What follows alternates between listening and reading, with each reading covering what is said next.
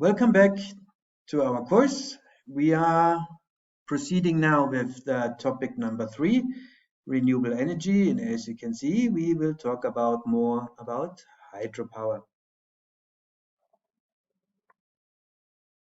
So from the Asian Development Bank, I got this statement that in 2018, coal-fired combined heat and power plants contribute to 93% of total power generation in the electricity grid. So the government aims to increase the share of renewable energies in total installed capacity of about 12% in 2018 to 20% in 2023 or 2020. Not sure about that one. And 30% in 2030. That's in line with the state policy. However, why I'm saying that is I want to give you an idea on this installed capacity. So they say already 12% in 2018. In 2016, if we look for renewable, we have 6%. Together with hydro, we have 8% of installed capacity of power plants. So, however, what comes at the end out of that? So it's installed capacity, but the electricity production is less. So for wind farm, which runs under the renewable energy, we only have 0.8% and hydro 0.6.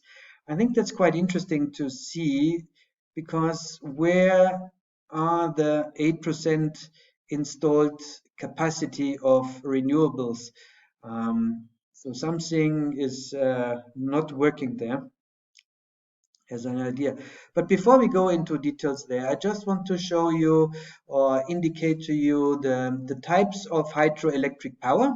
So here, for example, we have the run-of-river system. So the water runs that way, goes through that turbine and goes out here. And here is the generator, which produces electricity.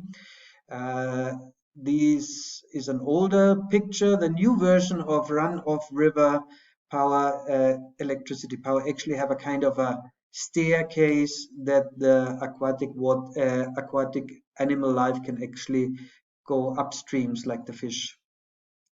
Here we have one reservoir, and here we have a pumped storage power plant. So that means in the time with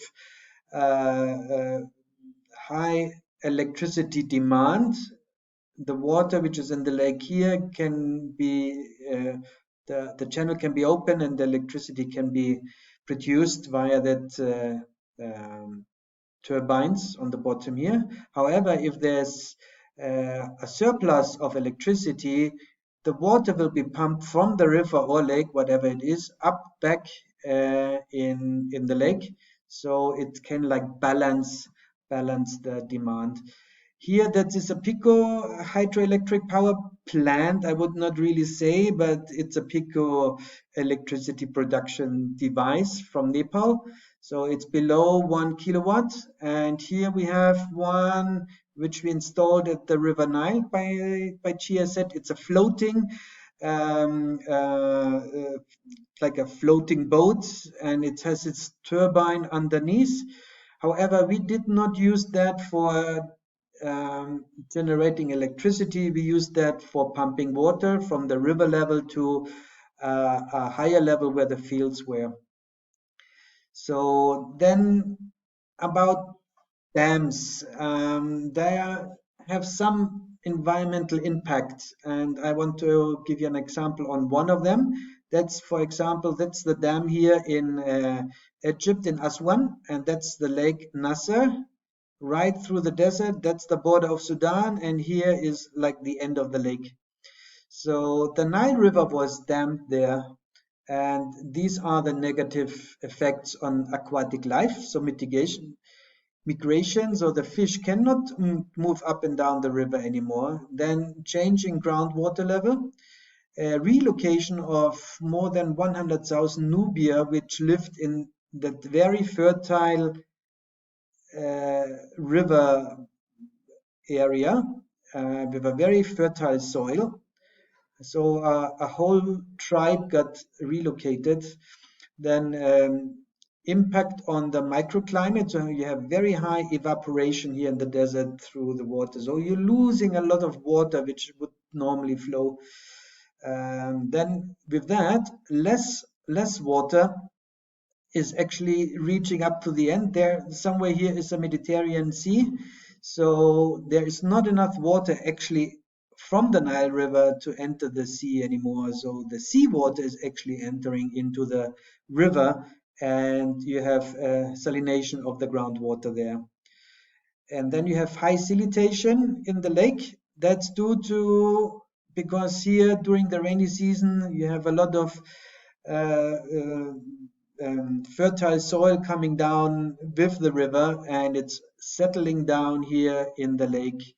So here there is no more fertile water. It's clear water, wonderful clear water going down the river to the Mediterranean, and here this lake is filling up with soil, which is fertile soil, which is not used. And let's go one back if that is possible. Yep. So then other dam other projects have the problem with that they did not clear the area of the dam before, so there were trees and so on. That is now producing, and over the next X years, methane. And we have another one, which is in 1975, we had a rain broke the dam in China, and with a chain reaction, other dams downstream, 85 people died. So also there's a danger to people. Good. So coming back to Mongolia, we have hydropower potential in Mongolia. And this is this area here, and we have another one in that area. I will talk about later on as an example for Durkun or Dorkun. And these, as I heard or we're looking in the internet, these are the only two hydropower working the whole year and nearly to their capacity, which I heard. So Taisir and Durkun. But what I want to show on that slide is that this is a area for hydropower potential in that one. But the next slide shows the precipitation area. So we are again here with a lot of rainfall in that area. So it's quite a good place for hydropower. But here, that was the other area, and that doesn't look like that there is a lot of rain or precipitation in this area. So maybe the landscape might be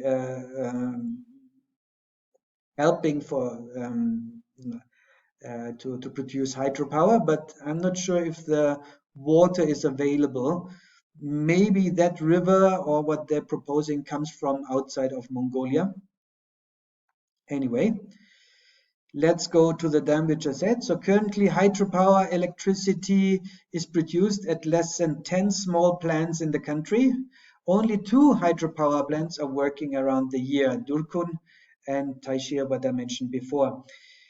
So here you see Durkun, and it's also, I do not know the amount, but if you want to have a little bit more information on that one, please here look at the source. So what I want to focus again is the installed capacity versus electricity production. And this is the chart which I showed you at the beginning. Why is the hydropower so small? We have installed capacity, but we cannot use it the whole year long because of the climate condition from, I think, end October till end of April, where most of the rivers are still icy. Good. Thank you very much for listening. The next slides will be about wind power. Thank you very much.